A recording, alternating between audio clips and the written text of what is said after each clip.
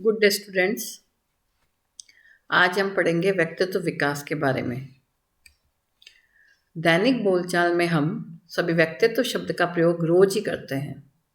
जब हम किसी सुंदर शरीर रचना एवं गठन वाले आकर्षक व स्मार्ट व्यक्ति से मिलते हैं, उससे बातचीत करते हैं तो काफ़ी प्रभावित हो जाते हैं और कहते हैं कि इनका व्यक्तित्व तो सुंदर व बड़ा प्रभावशाली है। इसी प्रकार जब हम किसी ऐसे व्यक्ति से मिलते हैं जिसका शरीर रचना एवं गठन तो सुंदर नहीं है, न ही वे खूबसूरत हैं, परंतु उनके बोलने का अंदाज निराला है, उनकी वाणी में आकर्षण है, आवाज़ में जादू है और हम उनसे प्रभावित हो जाते हैं, तो भी कहते हैं कि इनका व्यक्तित्व बड़ा ही अच्छा है। किंतु वास्तव में हम व्यक्तित्व शब्द के अर्थ से अनभिज्ञ है। व्यक्तित्व यानी पर्सनैलिटी हम किसी को देख के कहते हैं वाह क्या पर्सनैलिटी है, कभी कहते हैं नहीं इसकी पर्सनैलिटी अच्छी नहीं है। तो हम पर्सनैलिटी को जज कैसे करते हैं, व्यक्तित्व को जज कैसे करते हैं? कुछ शरीर रचना को देखकर, कुछ कपड़े देखकर, कुछ बोलने का अंदाज देखकर। तो पर्सनैलिटी जो है वो अपने आप में बहुत बड़ा शब्द है जिसके सही मायने से हम अभी तक अनभिज्ञ हैं। अब हम देखेंगे कि क्या है व्यक्तित्व। तो इसके बारे में अधिकांश लोगों का ये कहना होता है कि जो सुंदर है, आकर्षक है, लोगों से ठीक प्रकार से मिलता जुलता है, अच्छा रिस्पॉन्स देते हैं, स्मार्ट है, खूबसूरत चाल चलन है, रहन सहन का ढंग अच्छा है, वही व्यक्तित्व है। यानी हमने कितने सारे इसमें डायमेंशंस देखे हैं कि व्यक्तित्व को हम कैसे जज कर सकते हैं। शारीरिक सुंदरता से देख के बता सकते हैं, उसकी लंबाई चौड़ाई को देख कर हम बोल सकते हैं कि व्यक्तित्व अच्छा है, उसके बात करने के तरीके से हम कह सकते हैं कि व्यक्तित्व कैसा है, वो अपनी जिम्मेदारी को कितना समझता है या कितना जल्दी अपने रिस्पॉन्स देता है, उससे हम समझ सकते हैं।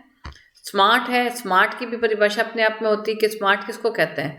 जिसने बहुत स्टाइलिश कपड़े पहन रखे हैं वो स्मार्ट है, जिस तरीके से कपड़े पहन रहे हैं वो स्मार्ट है, या जो बोलने में बहुत अच्छा है वो स्मार्ट है। तो ये भी सब अपने आप में बहुत बड़ा वृहत रूप है। फिर है खूबसूरत चाल चलन है, रहन सहन का ढंग अच्छा है, वही व्यक्तित्व है। परंतु व्यक्तित्व केवल व्यक्ति के बाह्य शरीर रचना अथवा वाणी या वस्त्रों से संबंधित नहीं है। पर्सनैलिटी वास्तव में शरीर को देखकर या कपड़ों को देखकर या आवाज़ को देखकर जज नहीं की जा सकती है, अपितु इसका संबंध व्यक्ति के समस्त शारीरिक, मानसिक, सामाजिक, संवेगात्मक, बौद्धिक, संज्ञानात्मक, नैतिक, चारित्रिक, खेल आदि के समुचित विकास से है। यानी इनका ये कहना है कि व्यक्तित्व जो है वो खाली एक ही गुण को लेकर हम व्यक्तित्व नहीं कह सकते हैं। इसमें सभी गुणों का समावेश होना चाहिए। शारीरिक रूप से अच्छा गठन होना चाहिए, मानसिक योग्यता होनी चाहिए, बौद्धिक योग्यता होनी चाहिए, सामाजिक यानी दूसरों से बातचीत करने का ढंग होना चाहिए, संवेगात्मकता यानी दूसरों की भावनाओं को समझने वाला होना चाहिए, बुद्धि होनी चाहिए, संज्ञानात्मकता का विकास होना चाहिए, नैतिक होना चाहिए, चारित्रिक विशेषता होनी चाहिए और खेल आदि उन सब में अच्छा होना चाहिए। इसलिए कुछ मनोवैज्ञानिकों ने व्यक्तित्व को व्यक्ति के शील गुणों की संज्ञा दी है। तो कुछ साइकोलॉजिस्ट थे, उन्होंने ये कहा कि पर्सनैलिटी क्या है, वो ट्रेट्स हैं जो व्यक्ति के अंदर पाए जाते हैं। ट्रेट्स क्या है, व्यक्ति के शील गुणों के अंतर्गत क्या आता है? संवेगात्मकता, व्यवहारिकता, सामाजिकता, प्रभुत्व, ईमानदारी, सहिष्णुता, सत्यवादिता, त्याग, बलिदान, आत्मसंयम, आत्मविश्वास, सहयोग, कर्मठता आदि। ये शील गुण है। शील गुण है ट्रेट्स जो एक व्यक्ति के अंदर पाए जाते हैं। इन शील गुणों की संख्या, इनकी क्वांटिटी, उनका प्रभाव व्यक्ति में कितना है, उनको जज करते हैं तो हम पर्सनैलिटी का जजमेंट कर सकते हैं। दूसरे शब्दों में व्यक्तित्व व्यक्ति के व्यवहार की संपूर्ण विशेषता है। ये बहुत इंपॉर्टेंट बात है। व्यक्ति के व्यवहार की संपूर्ण विशेषता है जिसका प्रदर्शन उसके विचारों, आदतों, रुचियों, अभिवृत्तियों, व्यवहारों, अभिव्यक्ति के ढंग, कार्य करने के ढंग आदि के द्वारा होता है। अर्थात व्यक्तित्व व्यक्ति की रुचियों, आदतों, व्यवहारों, मनोवृत्तियों, आकांक्षाओं, इच्छाओं, भावों, चारित्रिक गुणों, बौद्धिक क्षमताओं, आध्यात्मिक एवं संवेगात्मक गुणों, व्यवहार शैलियों, सामाजिक मूल्यों आदि का अनूठा संगम है। मतलब एक व्यक्तित्व में कितनी सारी चीज़ों का समावेश है कि उसकी आदत क्या है, उसकी रुचि क्या है, उसका एटीट्यूड क्या है किसी काम के प्रति, उसकी मनोकामनाएं क्या है, वो क्या बनना चाहता है, उसका चरित्र कैसा है, उसकी बुद्धि कैसी है, धर्म आध्यात्मिक यानी धर्म के प्रति उसका रवैया कैसा है। इन सब चीज़ों का यदि समावेश होता है, उन सब का जो निचोड़ निकलता है वो कहलाता है व्यक्तित्व, जिससे व्यक्ति के व्यक्तित्व का निर्माण और विकास होता है। सारांश में व्यक्तित्व के अंतर्गत वे सभी बातें आ जाती है जो व्यक्ति के संपूर्ण विकास के लिए अति आवश्यक है। नित्य बदलते परिवेश में, सामाजिक समायोजन में व्यक्तित्व का बड़ा ही महत्वपूर्ण स्थान है। इसलिए आज माता पिता अपने बालकों के व्यक्तित्व विकास पर पूरा ध्यान दे रहे हैं। आप ये देखो कि आजकल जगह जगह जब भी आप कोई कोचिंग इंस्टीट्यूट ज्वाइन कर रहे हो या कोई और चीज़ देख रहे हो, वहाँ सब जगह लिखा रहता है कि पर्सनैलिटी डेवलपमेंट की क्लासेस यहाँ पर चलाई जाती है। यानी व्यक्तित्व विकास अपने आप में बहुत महत्वपूर्ण रोल अदा कर रहा है, जिसका बहुत ज़्यादा व्यक्ति के सामान्य जीवन पर असर पड़ता है। उन्हें अच्छे विद्यालय में विद्वान शिक्षकों के सानिध्य में पढ़ने को भेजा जा रहा है। व्यक्तित्व शब्द अंग्रेजी भाषा के पर्सनैलिटी शब्द का हिंदी रूपांतर है, और पर्सनैलिटी क्या है, वो लैटिन भाषा के पर्सोना से बना है, और पर्सोना का मतलब होता है मास्क, चेहरा, मुखौटा, जिसका वास्तविक अर्थ होता है नकली चेहरा या मुखौटा, जिसका प्रयोग प्राचीन काल में नाटक के पात्र कलाकार अपने रूप व वेश बदलने में किया करते थे। जो पहले के जो नाटक होते थे उसमें जो कलाकार होते थे वो अपने फेस के ऊपर कुछ भी मुखौटा लगा लेते थे और उसके अकॉर्डिंग एक्ट करते थे। तो पर्सनैलिटी शब्द जो है वो पर्सोना से मिलकर बना है, जिसका मतलब होता है मुखौटा, यानी अपने आप को व्यक्ति कैसे प्रदर्शित कर रहा है दूसरे के सामने, वो कहलाती है पर्सनैलिटी।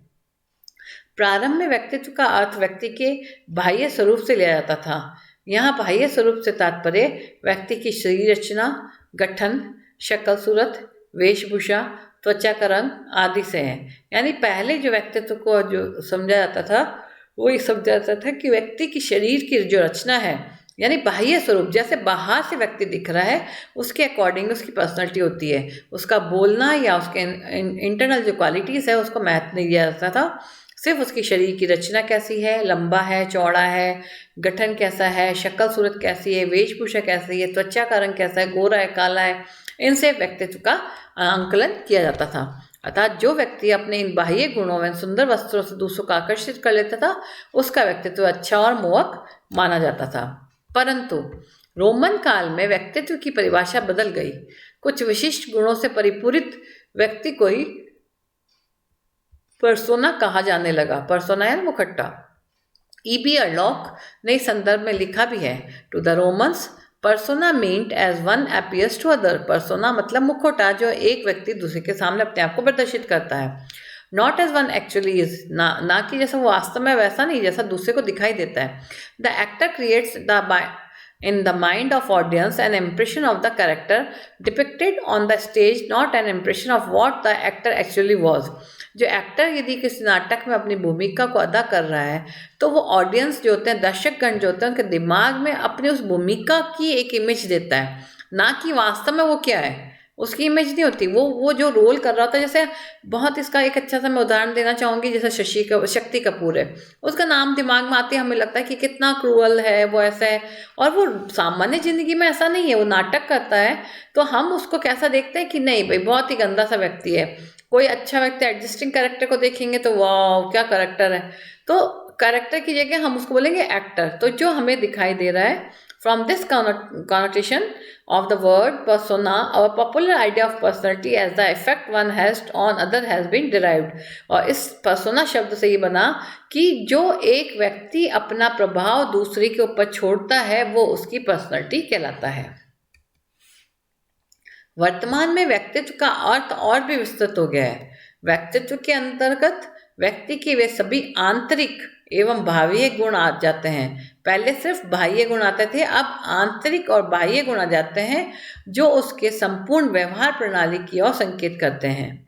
सरल शब्दों में व्यक्तित्व व्यक्ति का वातावरण से अनुकूलन एवं सामंजस्य बिठाने का ढंग है। एक व्यक्ति अपने आसपास के वातावरण से, अपने आसपास के व्यक्तियों से, सामाजिक वातावरण और भौतिक वातावरण है उसके साथ कैसे एडजस्ट होता है, वो उसकी पर्सनैलिटी को डिसाइड करता है। यथार्थ में ये व्यक्ति के शील गुणों का ऐसा सुसंगठित एवं समन्वित योग है जो व्यक्ति के संपूर्ण व्यवहार की ओर इंगित करता है। Personality is not one definite specific attribute but it is the quality of the persons total behaviour. यानी पर्सनैलिटी क्यों हम किसी एक गुण को लेकर नहीं कह सकता कि उसकी पर्सनैलिटी है अच्छी है कि बुरी है, वो पूरे उसके total as a whole total behaviour को देखकर हम उसकी पर्सनैलिटी को जज करते हैं।